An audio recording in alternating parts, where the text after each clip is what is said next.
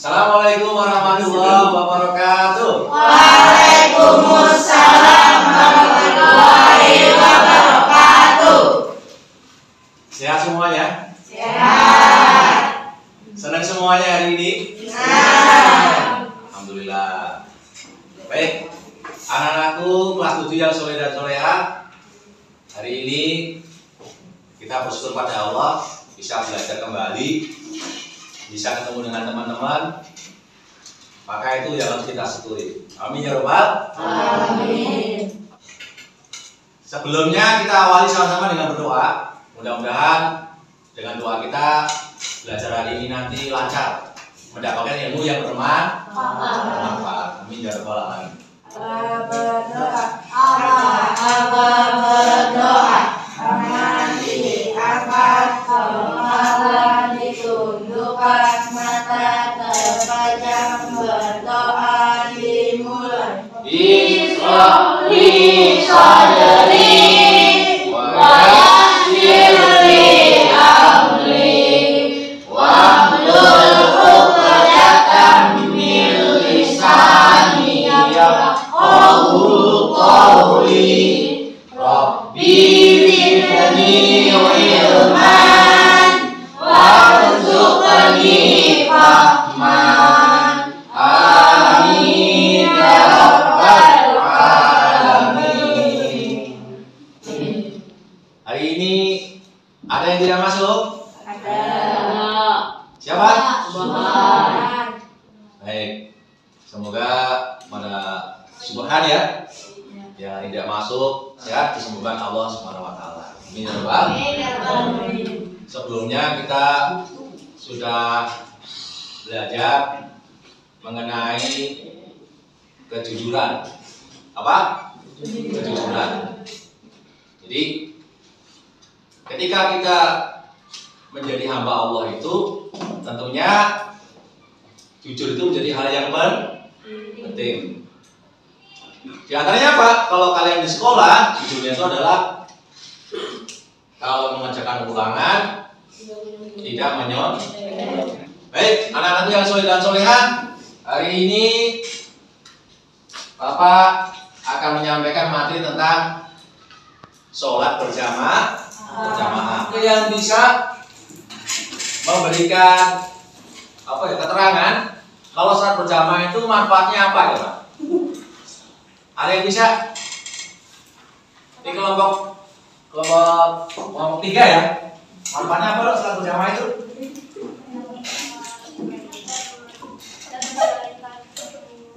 Ya, Ayu tadi kelompok 3 menyampaikan ternyata sholat berjamaah itu salah satu manfaatnya adalah pertama mendapatkan pahala yang banyak dan menyambung tali silaturahim. Anak-anakku yang soleh dan soleha,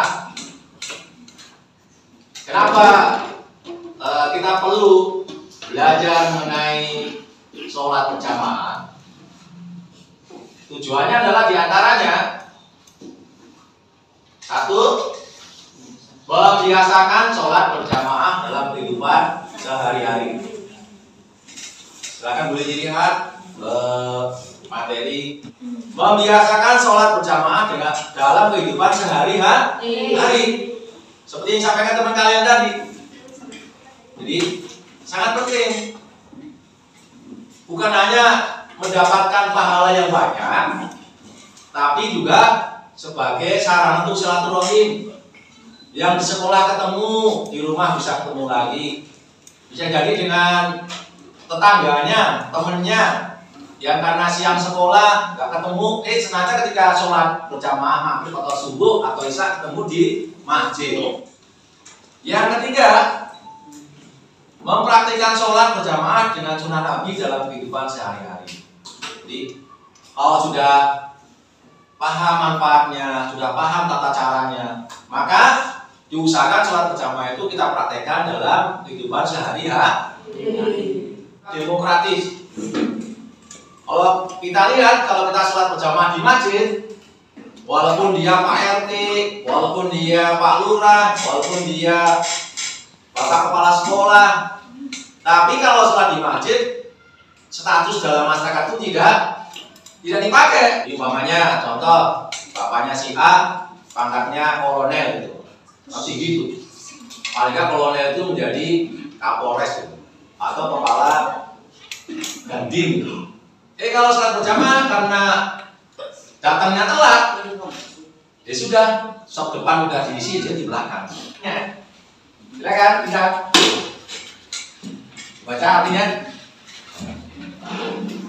Kalau boleh lihat depan nggak boleh?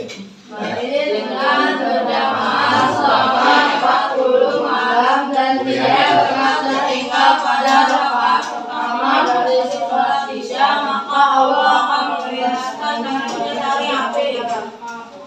Oke.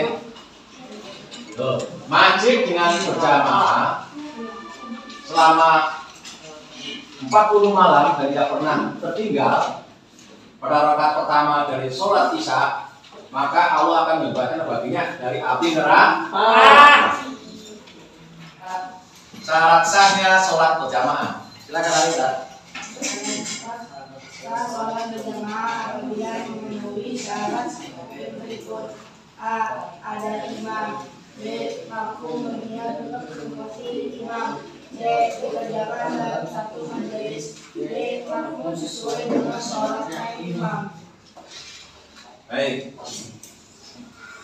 Pertama ada imam, yang kedua makmum berniat untuk mengikuti imam, yang C dikerjakan dalam satu majelis.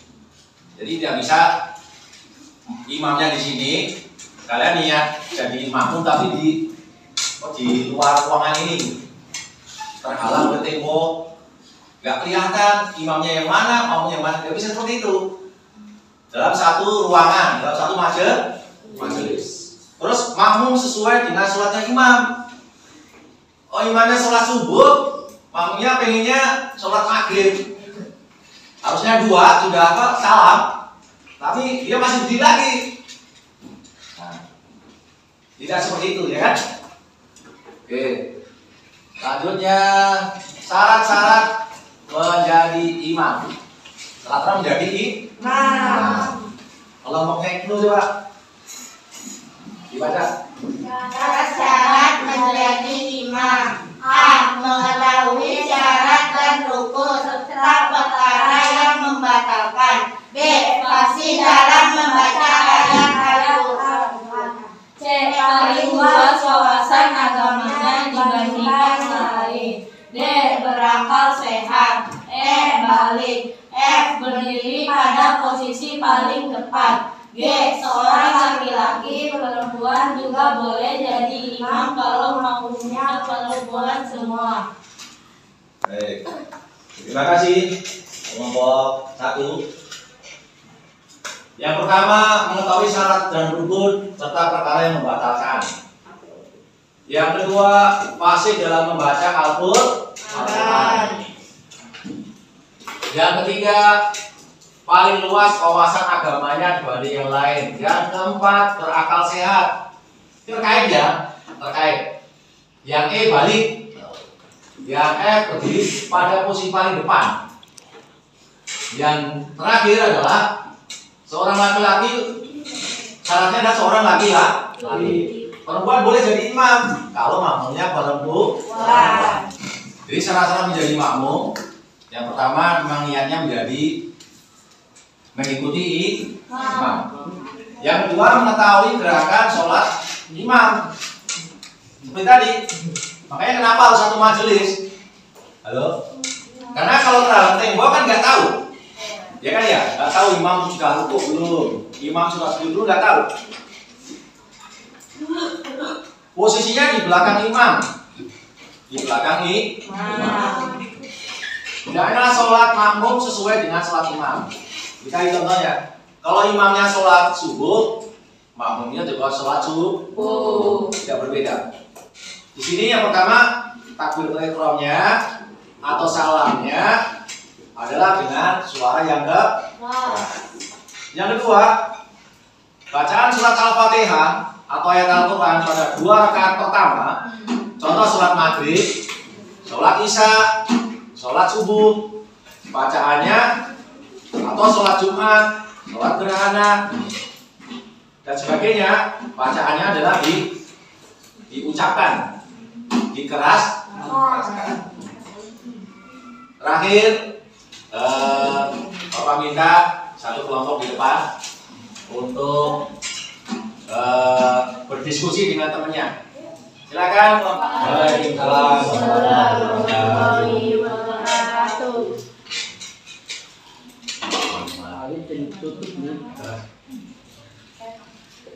Yang menyampaikan.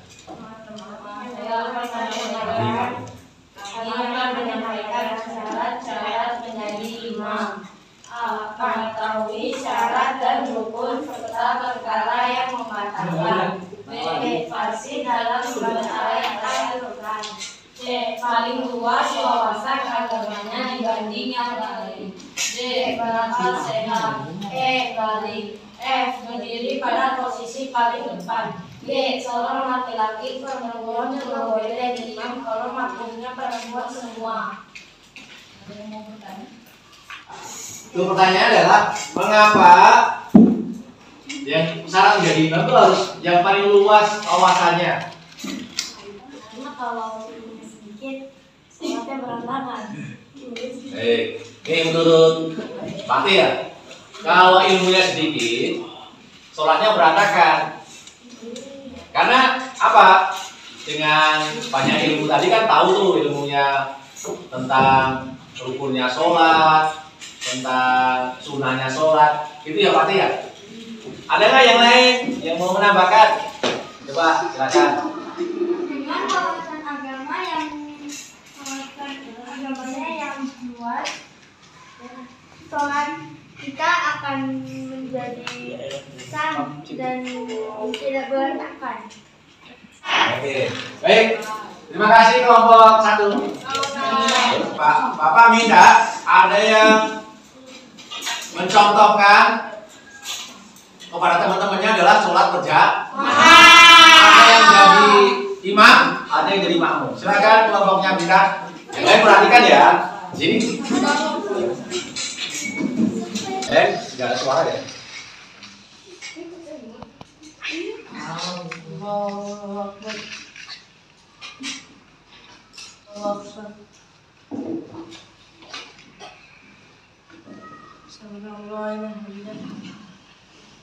Allahu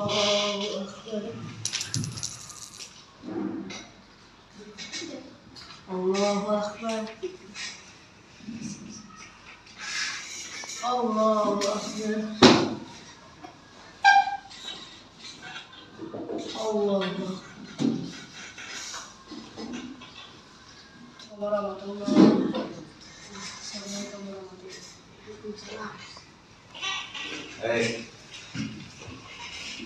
Tujuannya adalah ketika kita sholat berjamaah itu, tadi keutamaannya ditandadakan 27 jarak.